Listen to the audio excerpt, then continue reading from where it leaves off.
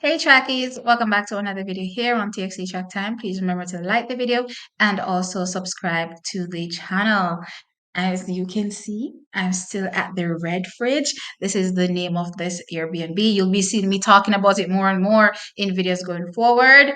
Yes, but with that said, let's get into the reason I'm here. And it's clearly to talk about my 15 minutes of fame.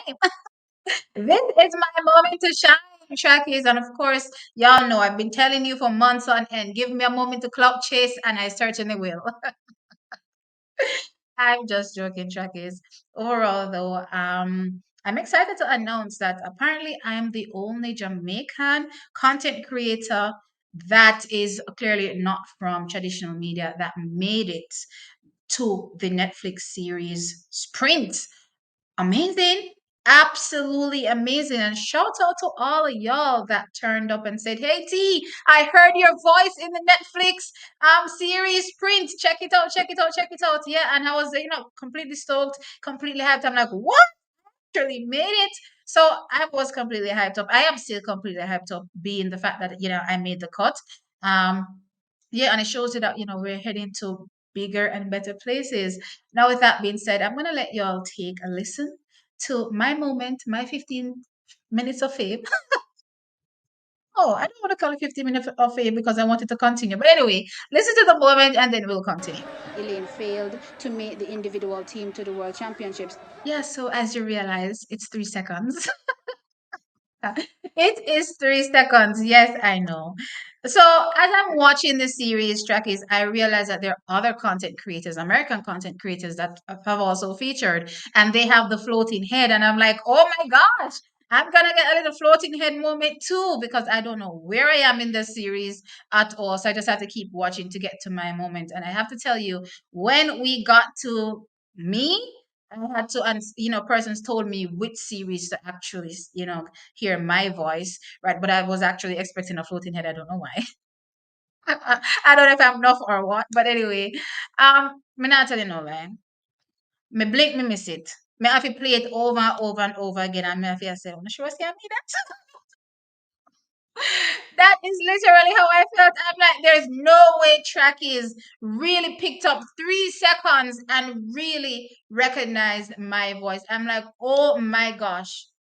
I have to give myself a clap because I'm like, you're definitely clearly recognizable. Your voice is very recognizable. If persons were able to pick you out of that 3 seconds, even me miss it, track is, even me miss that 3 seconds. I had to play it over and then over again. And I'm like, I guess if you say it's me, it's me. Although I'm not sure. With that being said, though, Chuckies, it is me. It is me. Maybe they took the snippet from a section of the video that didn't have my face, so they just use my voice. It is what it is. But yeah, I'm excited, Chuckies. This is a big deal. Making it to Netflix, a docuseries, that's a huge deal. There's so many people that talk about track and field on YouTube, and then outside of YouTube as well. You have traditional media, and for me, TXT Track Time to make it means that these people are actually watching my content. They know I exist, and they also know apparently that I'm one of the biggest voices on when it comes to track and field and having content creation around commentary, because that's what I do. I commentate on what happens in track and field, and it's an amazing feeling. And no, track is, I'm not trying to explore any copyright options. You know what I mean? I'll just take this moment and I guess run with it for as much as I can. I don't know what I'll get out of it, but certainly it's great to know that I made it to something so big. But with that said, let's talk about this whole Netflix series, because y'all know I did my little first two reviews of the first 2 episodes. And child, listen, this is what I will say. Overall, and I only watched 4 episodes, and I'm gonna tell you why I only watched 4 episodes. Maybe I'll get to the other two eventually, but where I am mentally, I don't think I can watch all four. And I'm just being honest with y'all, and you all know I'm straightforward. I think it's a great production.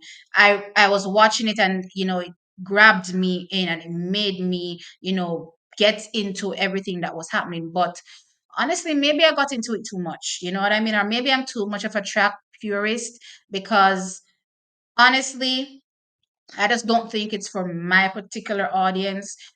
from a track enthusiast, perspective, I think maybe this is for people that don't really, follow track, or the casual watcher, or just there to see, Noah Lyles and Shakira Richardson.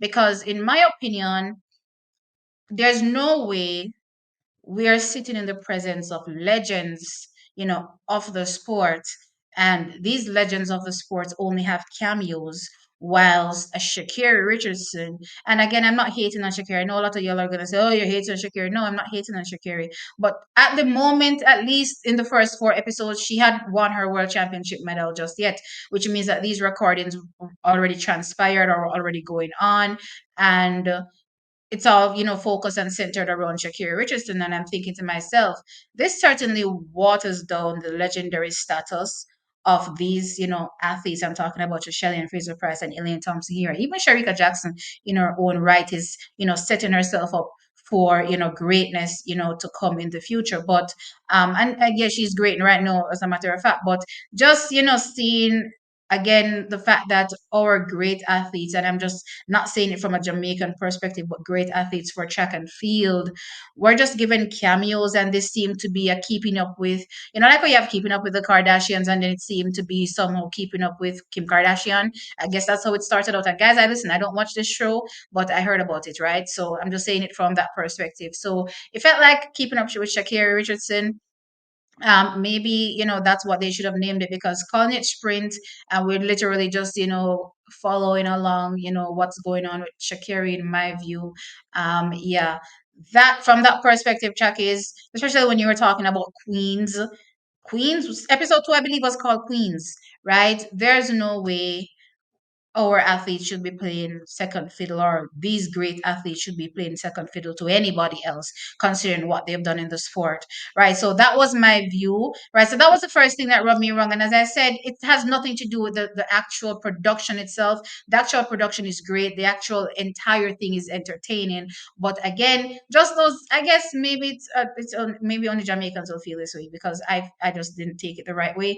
And then everything just came to a foot, I believe, maybe in episode 4. And I was like, okay, child, I don't think I can watch this anymore. Because then I started to see things that I knew existed, but I'd rather not it play out on screen. Because the thing about it is that I'm not going to enjoy, I don't know who does, but I'm not going to enjoy hearing other athletes, you know, enjoy the moment of seeing another athlete fall, right?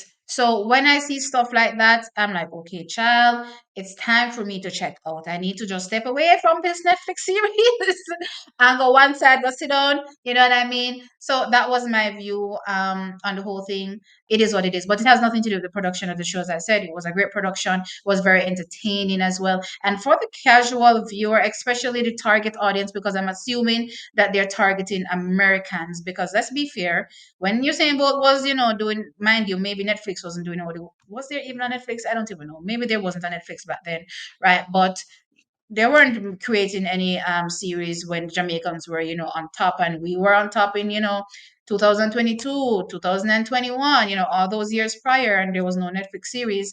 There's one now, because there is a Noah Laz and there's a Shakira Richardson that is in the biggest market, United States market. So clearly it's for them, those young casual viewers that are new to the sport and want to enjoy the surface level of the sport, because it really didn't go in depth in terms of how these athletes actually achieve the level of success that they've gotten over the years, clearly. So it's just surface level, and for those people that really don't want to get into anything too serious, it's perfect for them. As I said, it was very entertaining, but for a viewer as myself that takes the sport way too seriously, maybe maybe it's not for me. But anyway, let me know your thoughts in the comment section below. Did you enjoy the series? What were your takeaways from it all? Like the video, of course, and subscribe to the channel. I'll catch you on the next one. Bye.